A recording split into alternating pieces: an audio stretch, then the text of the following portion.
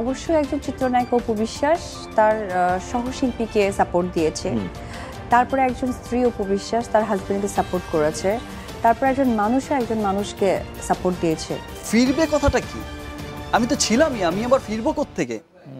আপনি অপুর যদি একটা ভাষ্য দেখেন না, আপনি সেখানেই দেখবেন, ইন্টারভিউতে দেখবেন, সে বলছে যে হ্যাঁ সে তো দুদিন আগেও এসেছিল, আমার ছেলেকে নিয়ে বাইরে ঘুরে বেরিয়েছে।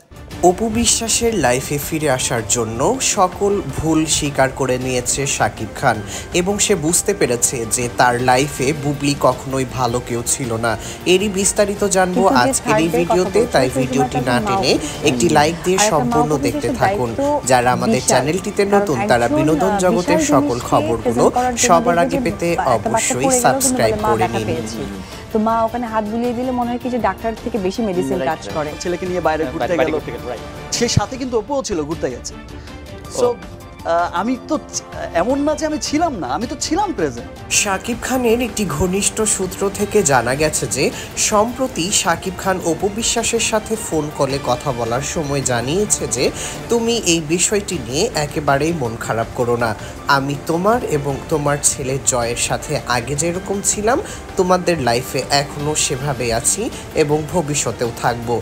এর মাঝখানে যা হচ্ছে তা নিয়ে চিন্তা করো না, যেহেতু বীর আমার ছোট ছেলে, সুতরাং তাকে নিয়ে তার মা বিদেশ এসেছে, তাদেরকে একটু সময় দেয়া আমার দায়িত্ব হিসেবে আমি মনে করেছি। পাশাপাশি তোমরা যে আমার জীবন থেকে চলে গেছো এরকম নয়। আশা মাত্র এই মানুষ কিভাবে নেবে হয়তো খারাপ লাগবে, বাট সত্যর সৌন্দর্যটা অন্যরকম। তো দর্শক বন্ধুরা, আপনাদের কাছে মতামত জানতে চাচ্ছি, শাকিব খান যদি বুবলিকে ছেড়ে আবারও অপু বিশ্বাস এবং জয়ের জীবনে ফিরে আসতে চায় তাহলে অপু বিশ্বাসের কি করা উচিত হবে তা অবশ্যই কমেন্ট করে জানিয়ে দিন।